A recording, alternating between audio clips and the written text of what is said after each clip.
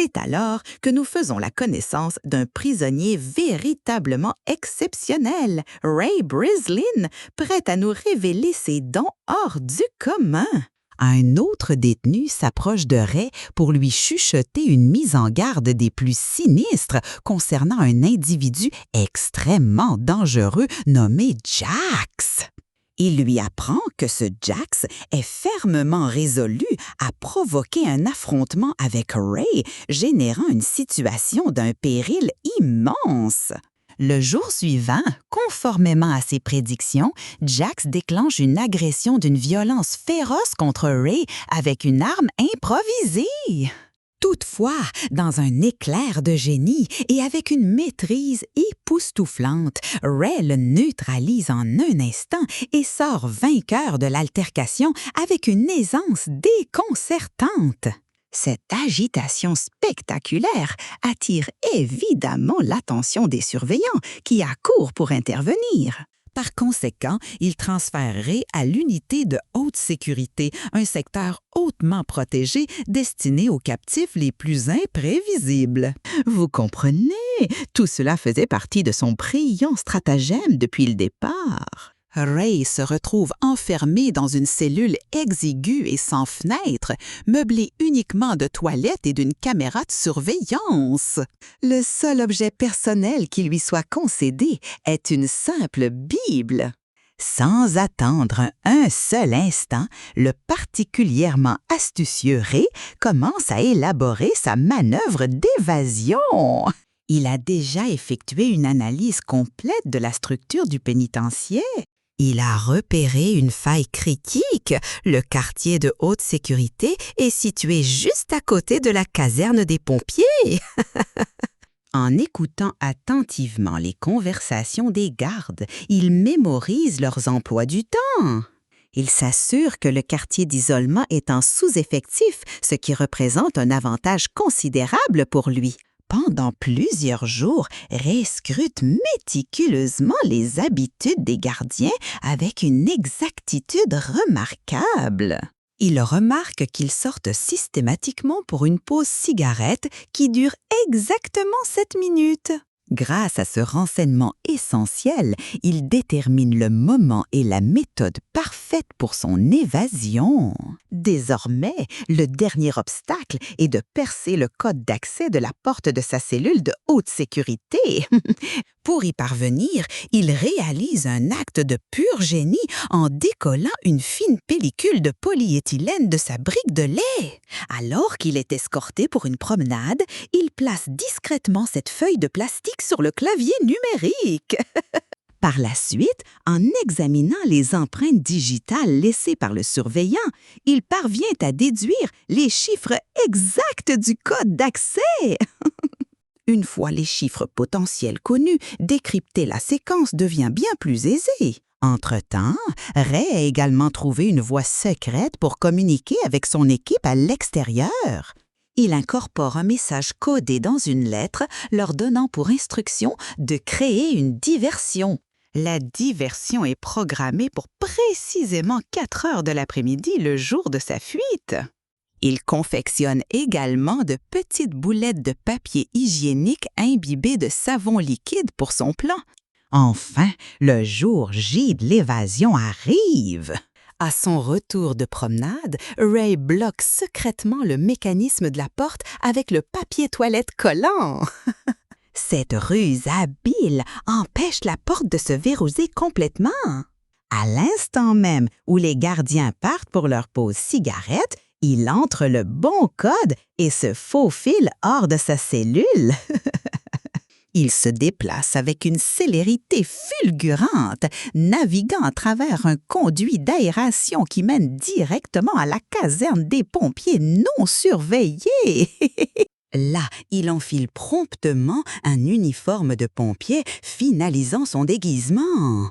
À ce moment précis, son équipe déclenche la diversion en faisant exploser une voiture juste à l'extérieur de la prison. Alors que les pompiers se précipitent vers la scène chaotique, Ray s'échappe de la façon la plus audacieuse qui soit. Il s'agrippe au châssis du camion de pompiers lancé à pleine vitesse, une manœuvre véritablement palpitante. Une fois en sécurité, au-delà des murs de la prison, il monte calmement dans un véhicule d'escapade conduit par ses associés. Ses fidèles alliés, Abigail et Hush, sont là à l'attendre.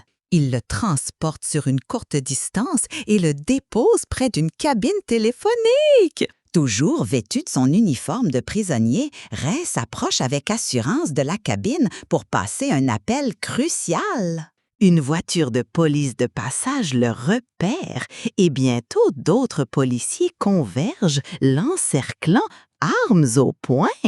Malgré l'intense pression, il réussit à passer un appel et à transmettre un code secret. Showtime, déclare-t-il, signalant l'étape finale de son incroyable opération. Peu de temps après, un homme nommé Lester Clark apparaît sur les lieux avec une présence pleine d'autorité. Il s'entretient avec les officiers et leur fournit des documents à l'apparence officielle. Après avoir examiné les papiers, les autorités n'ont d'autre choix que de relâcher Ray. Ray et Lester patientent ensuite dans le bureau du directeur pour observer sa réaction. Quand le directeur arrive enfin, il commence instantanément à les réprimander avec une fureur totale. C'est à cet instant que Lester dévoile la vérité, une vérité absolument sidérante. Ray n'est pas un détenu, mais le cofondateur d'une société de sécurité nommée Breslin Clark. Leur entreprise est spécialisée dans l'évaluation de l'intégrité des pénitenciers de haute sécurité. Toute sa profession consiste à infiltrer des établissements sous une fausse identité pour déterminer s'ils sont réellement à l'épreuve des évasions. Au fil du temps, Ray s'est forgé une renommée légendaire en tant que la seule personne capable de s'évader de n'importe quel établissement. Le directeur, désespéré de comprendre comment il a réussi cet exploit, exige tous les détails. Ray explique calmement qu'il a découvert que le quartier d'isolement était adjacent à la caserne des pompiers non surveillés. Il s'est ensuite intentionnellement fait des ennemis pour être envoyé à l'isolement. Le directeur est totalement stupéfait par l'intelligence remarquable de Ray et la précision chirurgicale de son plan. Il pose une dernière question sur le genre de personne qui choisirait une telle existence. Ray clarifie que si certaines personnes sont peintres ou chanteurs, son talent à lui est de s'échapper des prisons. Après la réunion, Ray retourne à son bureau pour la première fois en 5 mois. Un puzzle tridimensionnel sur mesure créé par son ami Hush l'y attend. Dans une démonstration de sagacité exceptionnelle, Ray résout facilement ce casse-tête complexe en quelques secondes à peine. Hush est à la fois profondément impressionné et légèrement exaspéré par le génie de Ray. Pendant ce temps, son associé Lester a organisé une rencontre cruciale avec une avocate de la CIA nommée Jessica Miller. Elle avait lu le livre de Ray sur les failles de la sécurité des prisons et avait été fortement impressionnée. Jessica souhaite qu'il expertise un nouvel établissement ultra secret, une épreuve d'une toute autre envergure que ce qu'il a connu jusqu'ici. Ce complexe est conçu pour contenir des individus si dangereux qu'aucun gouvernement ne veut les voir figurer dans ses registres officiels. Le pénitencier est une propriété privée et son emplacement doit rester strictement confidentiel. L'équipe de Ray est totalement opposée à cette entreprise risquée. Ils soutiennent que c'est bien trop hasardeux et que quelque chose pourrait tourner au désastre. Mais c'est alors que Lester lâche une nouvelle fracassante. Jessica offre des millions de dollars pour cette seule mission. Malgré ce montant astronomique, Ray reste prudent quant à la mission. Cependant, Jessica soutient que les prisonniers de cet endroit ne sont pas des simples hors-la-loi, ce sont des démons. Ces mots amèneraient à reconsidérer sa position sur la question. Malgré les inquiétudes de ses collègues, il accepte le marché. Jessica donne à Ray une nouvelle identité fabriquée de toutes pièces pour l'infiltration. Il entrera dans l'établissement en tant qu'Anthony Porto, un mercenaire espagnol. Son unique contact à l'intérieur sera le directeur, un homme nommé Roger Marsh. Si quoi que ce soit tourne mal, Ray a pour instruction de lui donner un code d'évacuation spécial pour signaler son extraction. Le jour de son infiltration, Hush suit le protocole et implante un mouchard dans le bras de Ray. Ceci a pour but de s'assurer qu'il puisse suivre sa position par mesure de sécurité. Cependant, les événements prennent un tournant funeste lorsqu'une camionnette apparaît brusquement et l'enlève. Un groupe d'individus masqués repère aussitôt le traceur dans son bras et l'en extirpe avec une brutalité extrême. Cet acte le rend totalement indétectable pour ses collègues. Avant même que Ray ne puisse comprendre ce qui se passe, il lui administre un puissant sédatif pour le maintenir inconscient. Cela garantit que la localisation du complexe restera un mystère total pour lui. À un moment donné, pendant le transport, Ray reprend brièvement et confusément conscience. Il découvre qu'il se trouve à l'intérieur d'un hélicoptère, ce qui est une expérience totalement déroutante. Il observe alors un des gardes blesser sauvagement un autre captif et éjecter son corps de l'hélicoptère.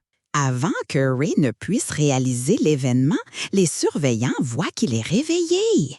Il lui administre une autre dose de calmant et il perd à nouveau connaissance. Ray se réveille finalement pour se retrouver à l'intérieur du complexe le plus terrifiant qui soit.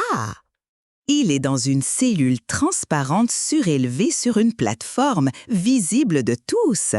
Autour de lui, plusieurs autres prisonniers sont détenus dans des cellules transparentes similaires. L'ensemble de l'établissement est sous la vigilance la plus stricte et la plus oppressive que l'on puisse jamais concevoir. Des gardes masqués portant des fusils patrouillent dans la zone.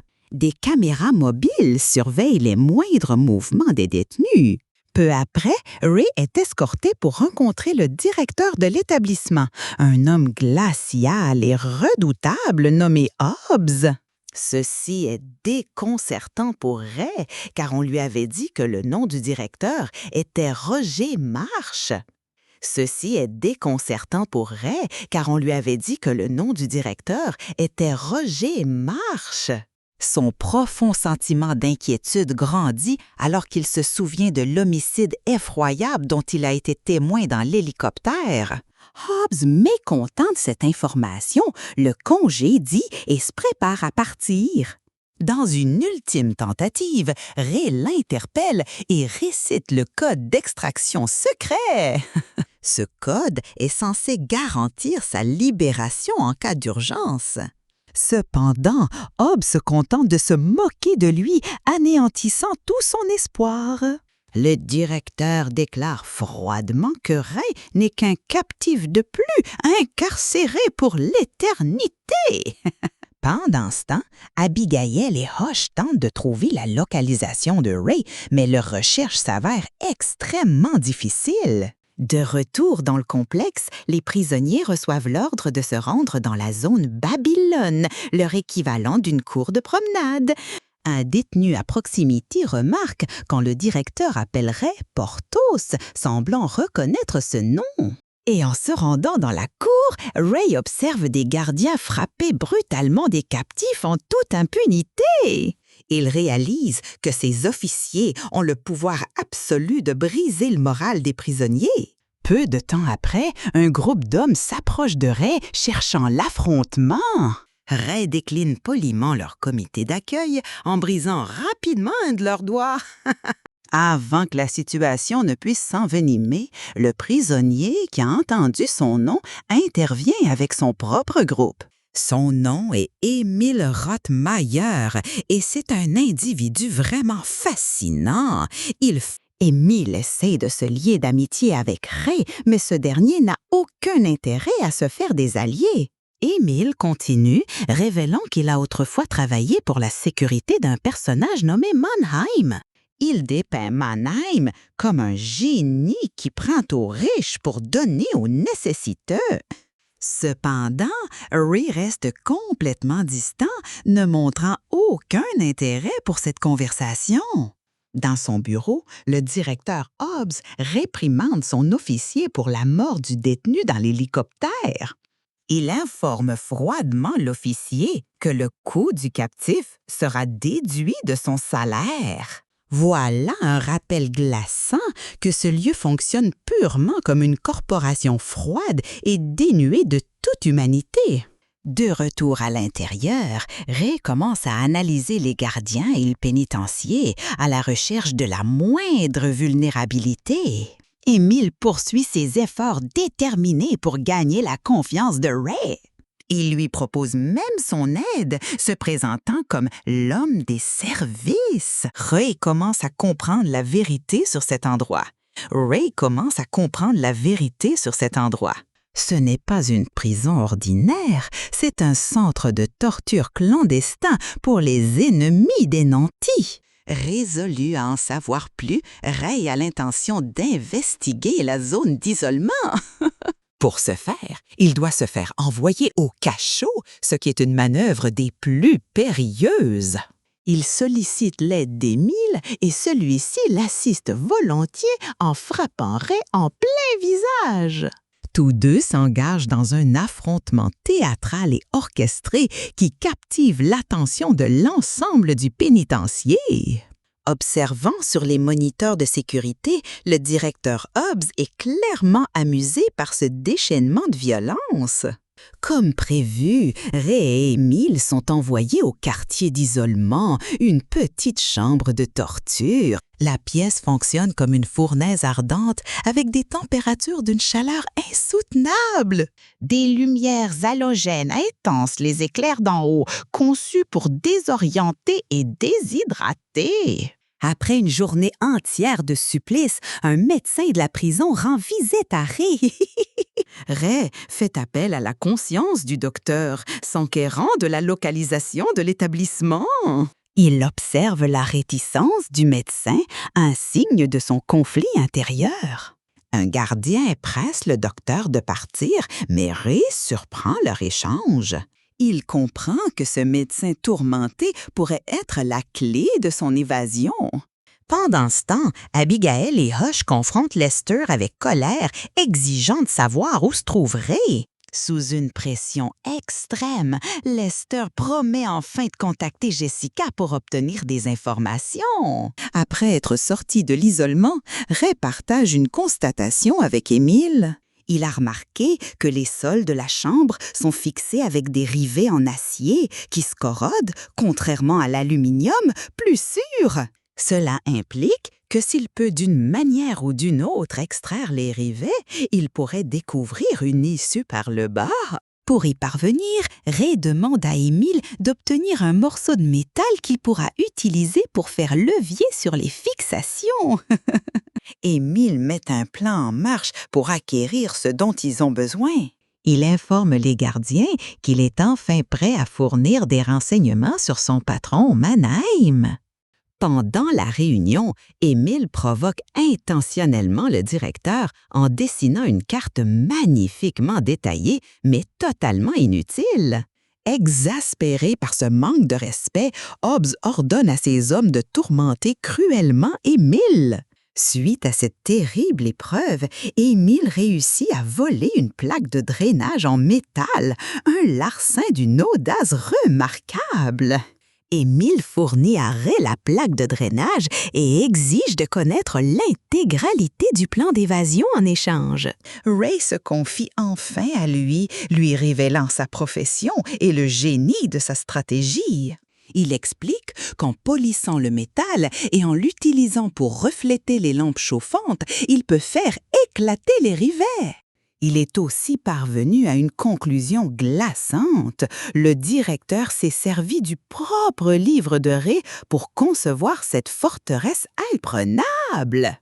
Ray ne demande qu'une seule chose à Émile, une diversion d'envergure au moment parfait. Pour créer cette diversion, Émile s'approche d'un prisonnier musulman nommé Javed et l'offense de la manière la plus grossière possible. Comme attendu, une bagarre éclate impliquant de nombreux prisonniers. Les gardiens se précipitent et toutes les personnes impliquées sont envoyées directement dans la chambre d'isolement. Une fois à l'intérieur, Ray commence instantanément à chauffer les rivets en restant juste hors du champ de la caméra. Quand il a terminé, il fait un signe à Émile qui se met à hurler de manière incontrôlable pour créer une distraction.